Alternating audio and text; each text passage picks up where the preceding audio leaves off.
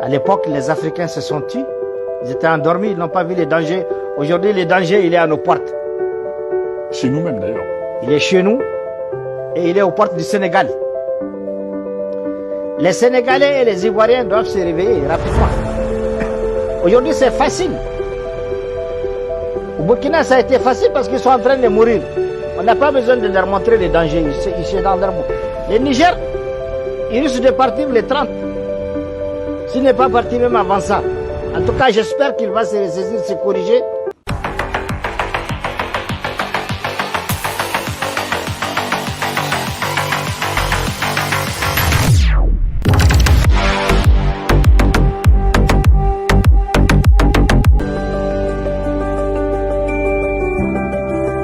LD toujours. LD toujours. Le 17 novembre, ça va se savoir à Paris. Merci.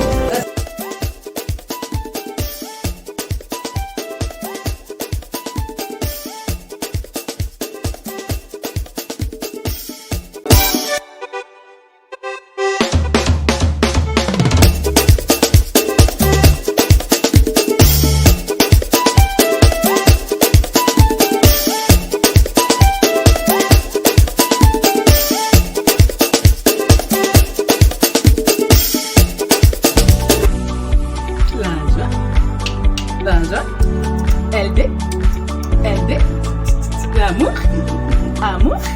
Bonjour, bonjour, bonjour à mes frères et sœurs. Bonjour dans les 4 coins du monde. Ici la coordinatrice générale de LD, Liberté Dignité.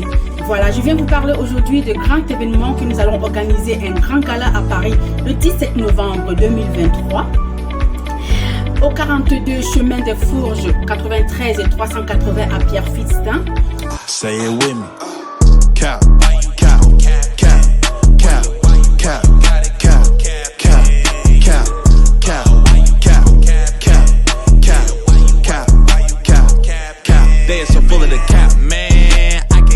Quelques gouttes d'eau sur la tête et une gorgée pour tenter d'étancher sa soif.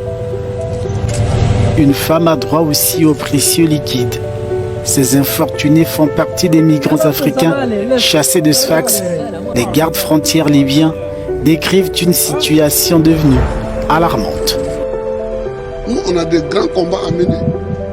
Et les grands combats que nous avons à mener, ce n'est pas pour se venger des gens, c'est pour au moins être homme aussi, comme les autres.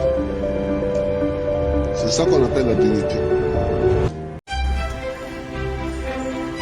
Là, on est en plein Paris.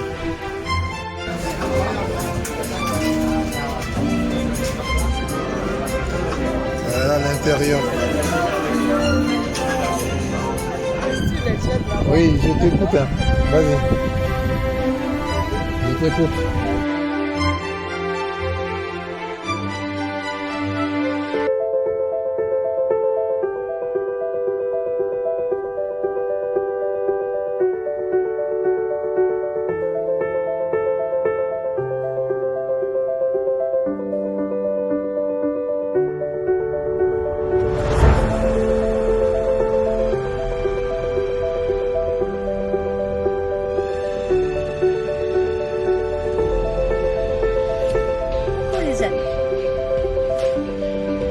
Je viens vous annoncer par cette vidéo un bel événement qui aura lieu, c'est le gala de l'association LD à 20 h.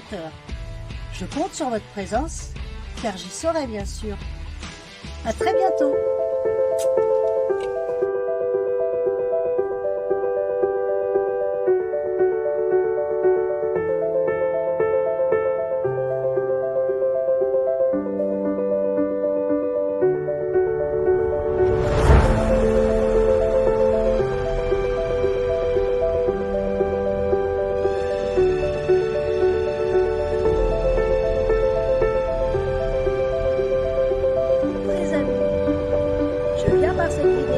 C'est un bel événement. C'est le gala de l'association LD à 20 h. Alors je compte sur votre présence, car j'y serai bien sûr. À très bientôt.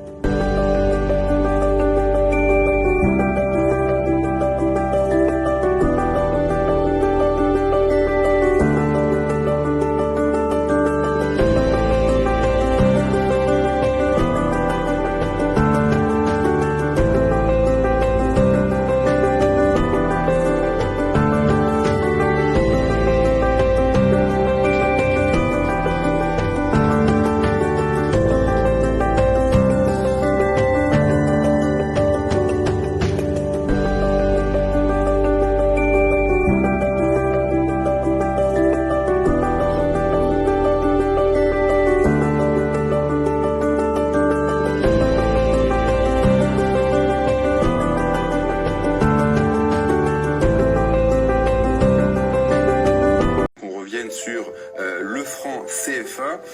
Comment expliquez-vous que les chiffres du franc CFA ne figurent pas dans les bilans publiés par la Banque de France? Je ne l'explique pas, en tout cas, s'il y a une explication peut-être. Il y a des chiffres qui figurent, qui ne sont pas les bons, parce qu'on ne fait figurer par exemple que ce qu'on considère comme visible, c'est-à-dire les comptes d'opération. Les comptes d'opération contiennent, à la Banque de France, ça s'appelle les comptes d'opération, ils contiennent le prélèvement que la France fait sur les exportations en dollars. Les exportations se font en dollars dans le monde, c'est la monnaie du commerce international. Donc par exemple le pétrole vendu par tel pays africain, un des 14 pays concernés, l'or, le cacao, le manganèse, l'huile de palme, les VA sont payés en dollars par les acheteurs dans le monde entier.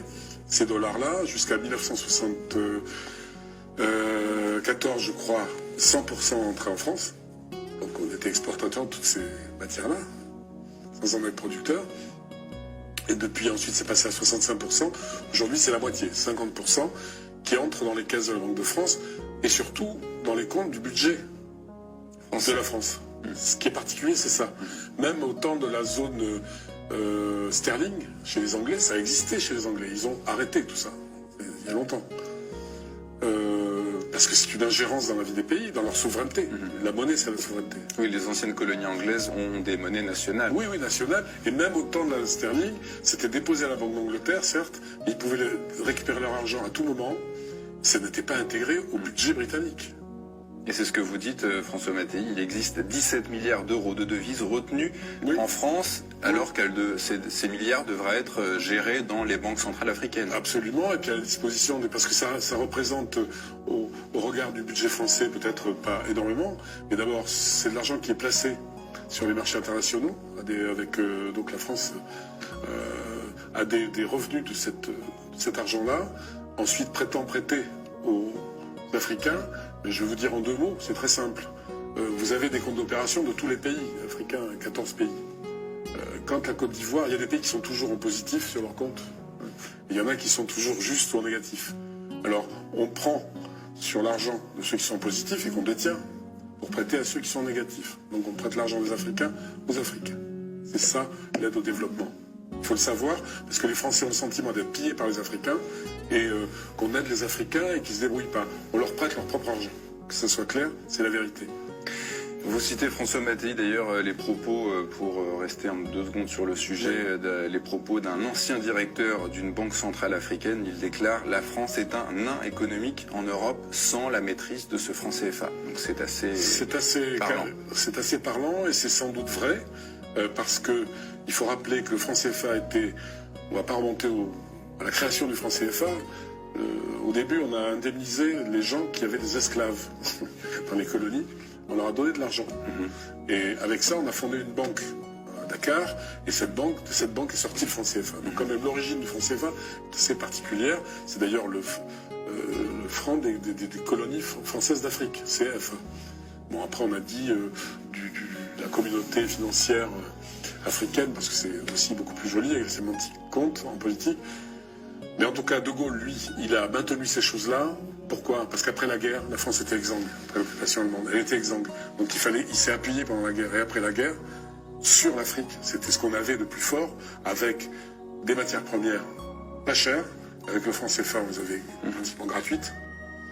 Donc ça a été le fondement du redressement français. Il faut le savoir, ça a participé au redressement français très fortement, très fortement. Donc si on le perd, avec tout ce que ça comporte, je vais donner un exemple. Quand il y a un pays comme le Nigeria qui a une monnaie qui fluctue, il y a beaucoup de compagnies d'aviation qui s'en sont retirées parce que leurs dividendes avaient fondu. Leurs bénéfices qui étaient au Nigeria se retrouvaient à zéro. La France a négocié, et bien dans les pays du franc CFA, ça ne varie pas. C'est-à-dire que les entreprises françaises peuvent investir, savent qu'elles vont retrouver à terme leur argent. Donc c'est aussi une grande sécurité pour les groupes français pour travailler là-bas. Bonjour à toutes et à tous mes abonnés, moi c'est Karl Crush.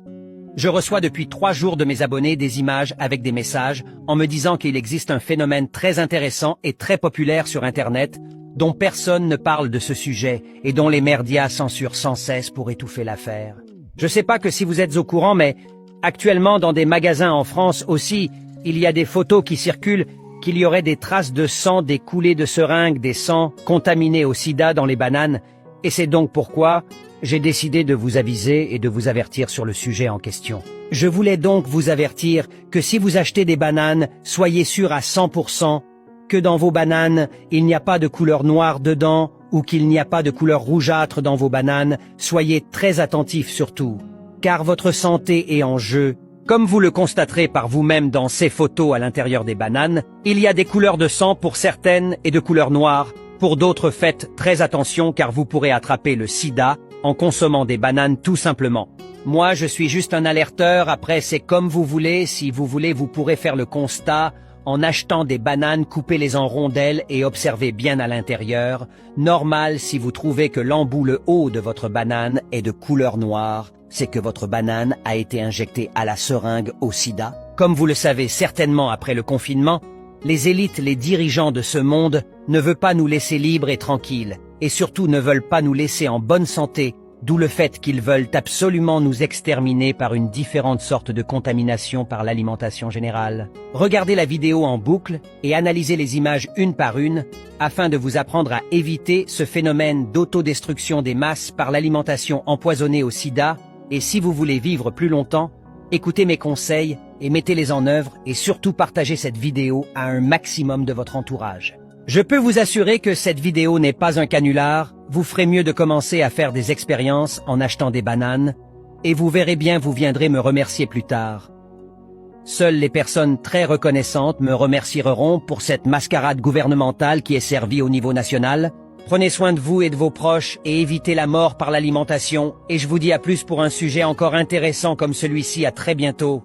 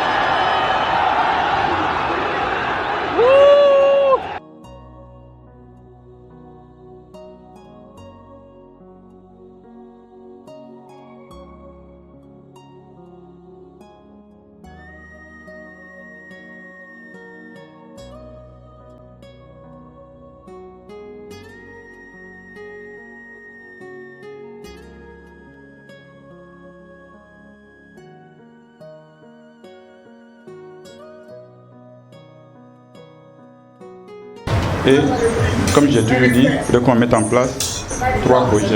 Le premier, c'est l'agriculture. Le deuxième, c'est la construction. Le troisième, c'est la mise en place des projets. Et cette mise en place des projets,